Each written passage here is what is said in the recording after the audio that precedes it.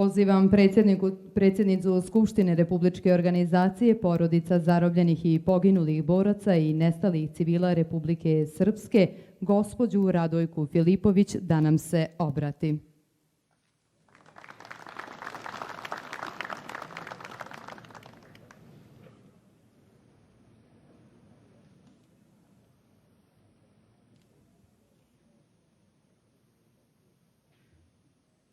Poštovane porodice poginulih i nestalih boraca i civila, predstavnici zakonodavne i izvršne vlasti Republike Srpske, Srbije i Crne Gore, predstavnici nevladnih organizacija, medija, časni oci Srpske pravoslavne crkve, vaše ekscelencije, dame i gospodo, braćo i sestre, evo nas danas u Podrinju, prostoru koji je obeležen krvavim sukobima Bošnjaka i Srba. U Prvom i u Drugom svjetskom ratu, a i zadnjem odbrambeno-otadžbinskom ratu, Srbi u Podrinju su masovno ubijani. Zločini nad Srbima na ovim prostorima imaju sve elemente genocida. Da je to tačno, svedoči sudbina porodice Ljubomira Mlađenovića iz Ježeštice, opština Bratunac. Ljubomiru su u Drugom svjetskom ratu na kućnom pragu zaklali oca, majku, 4-godišnju kćerku, suprugu trudnu rasporili i iz stomaka izvadili mušku bebu.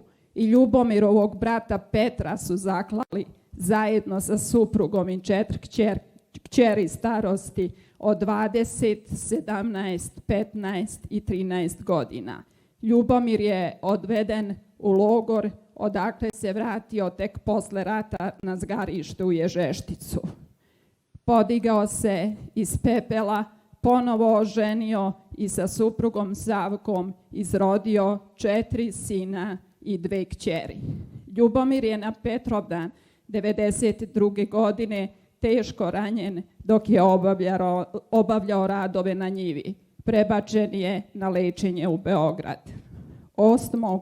avgusta 1992. godine muslimani iz Srebrenice upali su u Ježešticu i na kućnom pragu kolju mu suprugu Savku, sinu Draganu sekirom rasecaju glavu, a sinu Anđelku odsecaju glavu i kao trofej nose Naseru Oriću u Srebrenicu. Anđelkova glava je poslužila kao lopta za fudbal na Srebreničkom igralištu. Neposredno posle toga i nezapamćene tragedije Ljubomir je izdahnuo u Beogradu od tuge za svojim najmilijim. Sve ovo se dešavalo u Podrinju, a Srbima se pripisivala činjenica da su izvršili agresiju i genocid. U svetu se plasirala jednostrana priča samo o stradanju Bošnjaka u julu 1995. godine.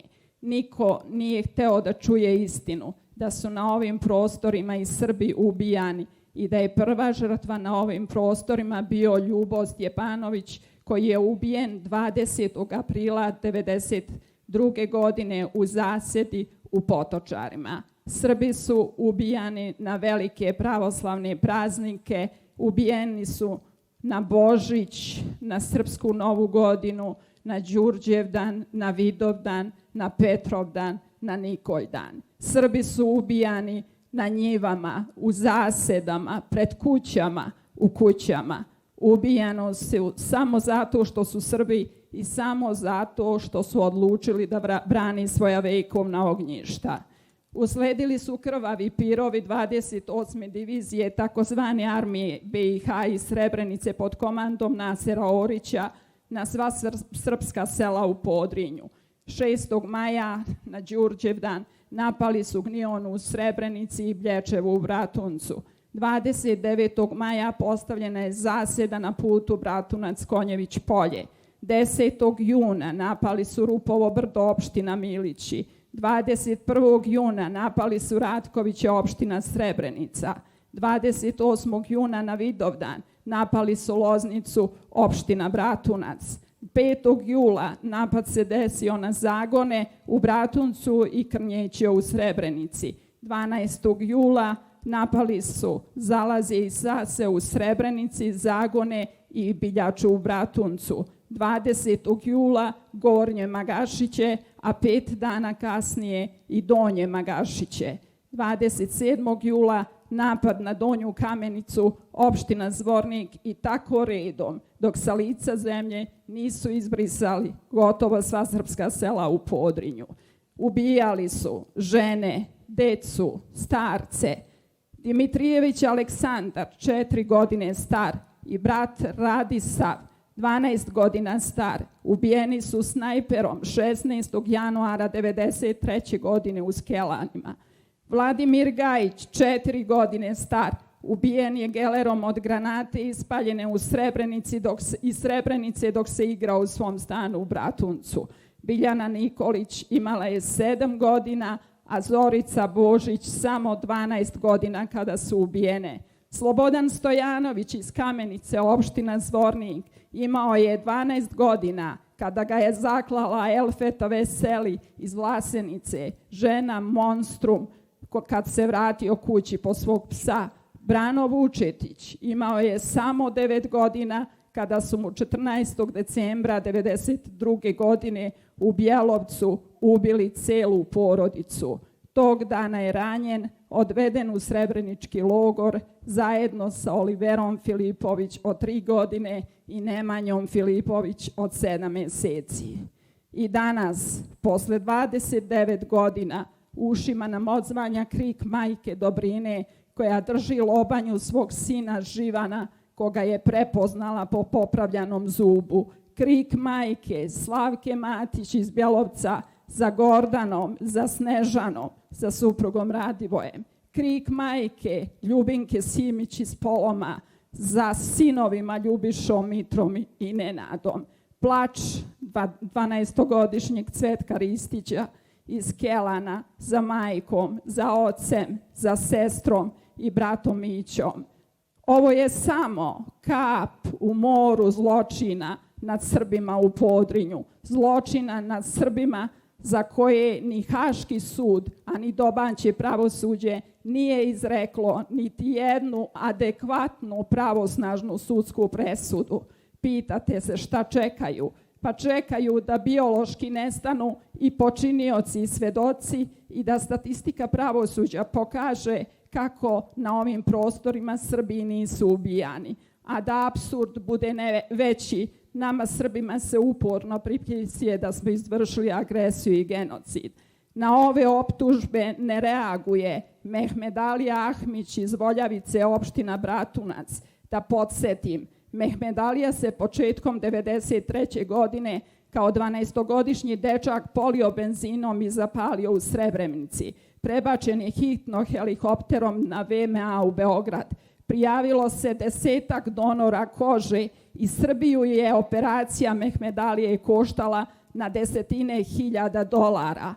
Mehmed Alija danas živi u Londonu i ćuti o tome, dok Srbe i Srbiju optužuju za agresiju i genocid.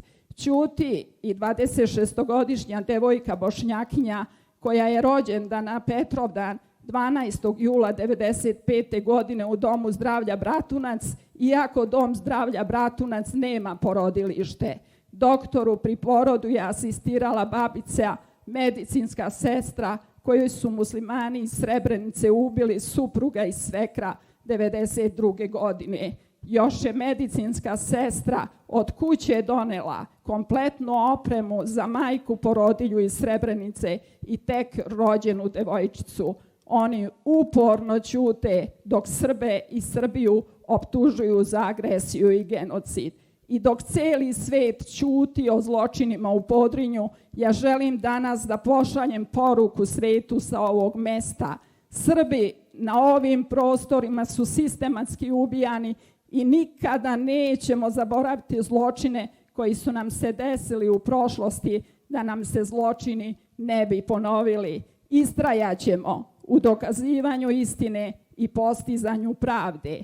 Obaveza svih nas je da govorimo o zločinu u Podrinju, ne samo u dane velikih stradanja kao što je ovaj danas, nego da o zločinima u Podrinju pričamo 365 dana u godini. O zločinu u Podrinju treba da pričamo i onda kada nas ne pitaju. Nama ostaje obaveza da čuvamo uspomenu na sve nevino ubijene Srbe i da o njihovoj herojskoj borbi pripovedamo generacijama koje dolaze. Da čuvamo Republiku Srpsku kao zenicu oka svoga, jer je ona garant slobode i opstanka Srba na ovim prostorima. Neka je večna slava i hvala svima onima koji su svoje živote ugradili u temelje Republike Srpske i nama slobodu darovali.